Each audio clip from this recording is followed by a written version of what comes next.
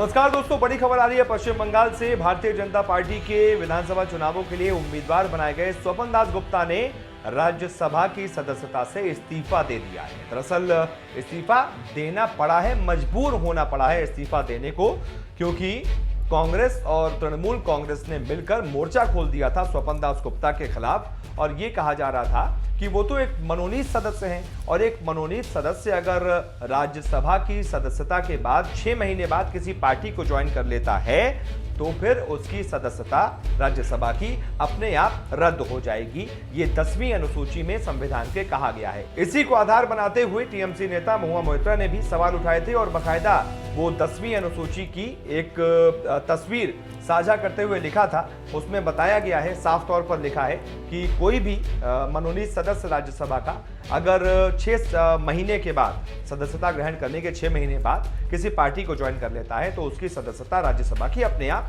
रद्द हो जाएगी। तो इसीलिए सवाल ये उठाए जा रहे थे कि भाई 2016 में, अप्रैल 2016 में स्वपन दास गुप्ता को मनोनीत किया गया था, लेकिन अब वो पश्चिम बंगाल में तारकेश्वर सीट से भारतीय जनता पार्टी के उम्मीदवार बनाए गए हैं। तो वो कैसे चुनाव लड़ सकते हैं जब तक वो राज्यसभा की सदस्यता से इस्तीफा नहीं दे देते। इसी वजह से खबर आ रही है कि उन्होंने इस्तीफा दे दिया है। ट्वीट करके उन्होंने इसकी जानकारी दी है। ट्वीट करके क्या लिखा है बताता हूं आपको। उन्होंने लिखा, मैंने एक बेहतर बंगाल की लड़ाई के लिए खुद को पूरी तरह से प्रतिबद्ध करने के लिए आज राज्यसभा से इस्तीफा दे दिया है। मुझे उम्मीद है कि अगले कुछ दिनों में तारकेश्वर विधानसभा सीट से बीजेपी उम्मीदवार के रूप में अपना नामांकन करूंगा। और यही वो मुद्दा था जिसको लेकर कांग्रेस और टीएमसी दोनों ही हमलावर थे भारतीय जनता पार्टी पर। कांग्रेस के चीफ व्हिप जयराम रमेश ने बाकायदा चिट्ठी लिखी थी उपसभापति को, और लिखा था कि क्या राज्यसभा का कोई मनोनीत सदस्य जिसने नामांकन के 6 महीने के अंदर कोई पार्टी ज्वाइन नहीं की और राज्यसभा में वो किसी पार्टी का सांसद नहीं है,